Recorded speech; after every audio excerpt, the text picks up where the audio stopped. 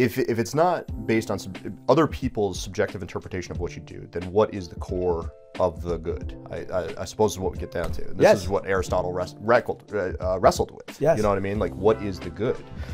I don't have a nice, clean, pithy answer. I wish I did.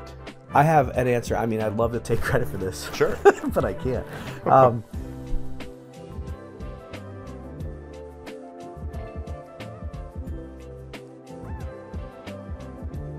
Like, I'm interested in how we act to each other and what is good. Like, how do we treat each other well, and what is a good way to live your life? Well, what is goodness?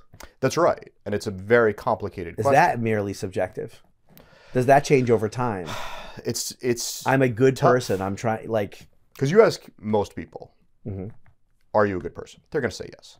Everyone wants to be the hero in their own story. Well, we're all the protagonists in our own story. So, of course, we want to say we're a good person. We've had some hiccups, but we've overcome them. And, yes, I'm a good person. But really asking that question, like, it's not just, am I good? Have I treated everyone well? Have I done what I need to do to be a productive member of society? So you just named two things that determine a good person. I think there's a lot, but yes, those are two. Two big ones? I mean, how you treat other people. Not just sort of how you interpret your own life, but the friction with other people and how you treat them. Yeah, well, it's interesting because I think that can get complicated very quickly too. Because if the determining factor for how you treat people is how they feel about your treatment of them, well, that can break down pretty quickly too. Right. Because the byproduct of doing, well, we're trying to establish what is right and good here, but according to what you believe is right and good, if we're merely living in this world of subjective truth, if I am acting in accordance with what I believe to be true and good, the byproduct of that might be pissing someone off. So am I treating people well? And the flip side of that, so moral philosophy has a concept that tragically is called the pleasure pump, which sounds dirty, but it's really very Sounds hedonistic. It does. The point is, like, someone who in a moral philosophical conversation says, okay, well, if being good is treating other people well, then I'm just going to do everything based on their subjective interpretation of what I do and do everything I possibly can. We call that dependent personality disorder. And it's a problem. It's very much a problem. Yes. It's What do you stand you're denying for? certain self because you have no inner core of like what actually matters other than people's subjective interpretation of what I do. Right. So, yeah, like I don't obviously take it that far, and that's a bit of a warning sign. Does that? But that's a concept to it. Does that not then give the person free license to do whatever they want and be a good person? No, because they're establishing their own subjective rules in terms of what is good. Right. So, and there's no measure of whether or not it's good because we're not looking at people's reactions. Correct. So then, if it's not based on other people's subjective interpretation of what you do, then what is the core of the good? I suppose is what we get down to. And this is what Aristotle wrestled with. Yes. You know what I mean? Like, what is the good? I don't have a nice, clean, pithy answer. I wish I did.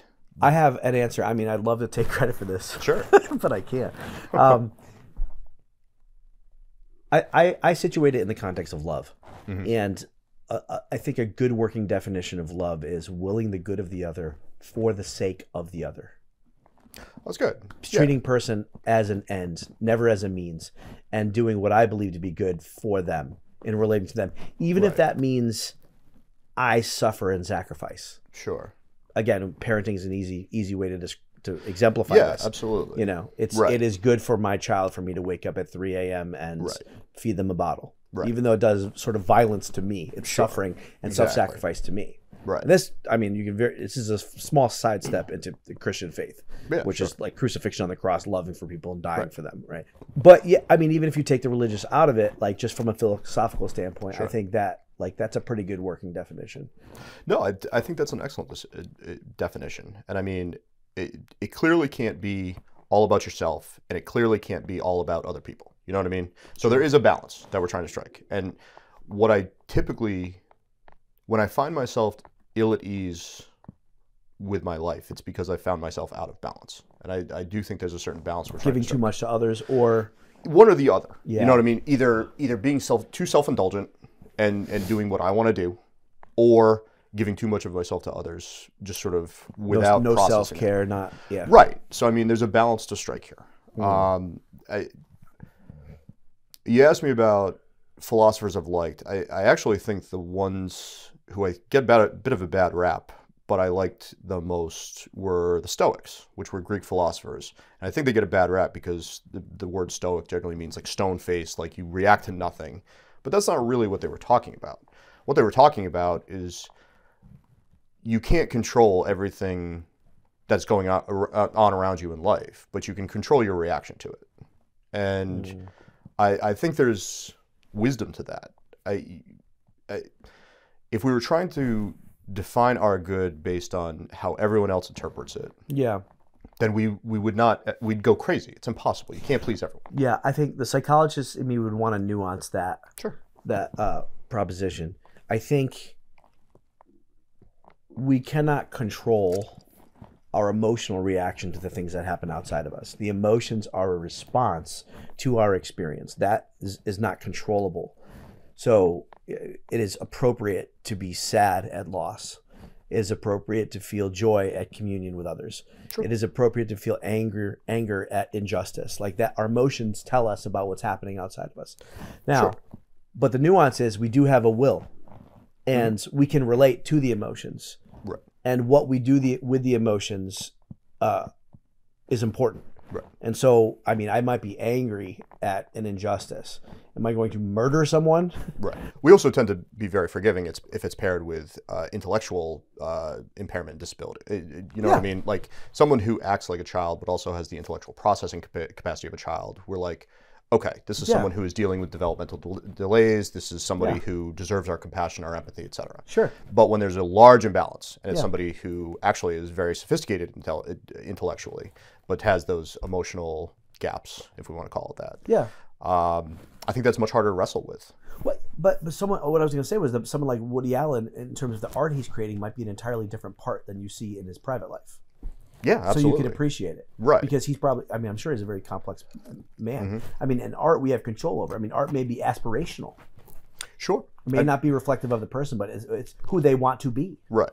Because I don't know who everybody you like to read or watch movies or TV, but I mean, I can't read. A lot of artists are, I think, objectively terrible human beings. You know what I mean? Like often, yeah. Yeah, I mean, this goes back to the whole, I mean, this is probably a good segue, actually, because I want the lack of leaders, the lack of role models out there, more and more, where we discover that people that we could look up to, we can't, or we want to look up to. R. Kelly made jams. I mean, well, the latest is Diddy this week. That guy made great music. Yeah, he made great music. It becomes... Not, I mean, allegedly. Problematic. Allegedly. Sure, let's say for the cameras, allegedly. Yes. I mean, it sounds pretty convincing, but allegedly. Yeah. That he was a monster during all these years, allegedly. Yeah. But, I mean, I still like his music. I mean, Michael Jackson. Michael Jackson. Guy made jams. Oh, my heart breaks for Michael Jackson. The guy, and he lived his life so publicly from such a young age that I do think, like, compare him with R. Kelly. I tend to be much more sympathetic to Michael Jackson and be like, this is a fractured human being who may have done terrible things. We don't know, but just an absolute fractured human being. But I also think, too, that it's very difficult to live a balanced, healthy psychological life and be really good at something. To be really, really Or in front good. of cameras. Or in front of cameras. Yeah, to be elite, though, at things. The people that we look to... I think that's we have the halo effect, right? So if someone is a fantastic athlete or artist, we assume that quality is present in the rest of their life. Yeah, and that's unfair because in order to be that good, they've probably had to sacrifice healthy living to get almost there. Like a monastic devotion to whatever skill they developed at the detriment of being a normal human being. That's right. I mean, the first. I mean, I think the first domino for me in learning about that was Michael Jordan.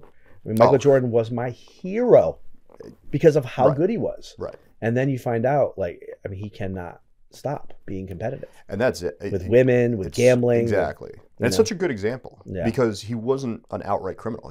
I don't think he arguably ever broke a law that I can think of. No, he had gambling debts and such. Gambling debts. Yeah. But I mean, he also, it was a fraction of his wealth. Like you could argue his gambling, even in millions of dollars, wasn't irresponsible.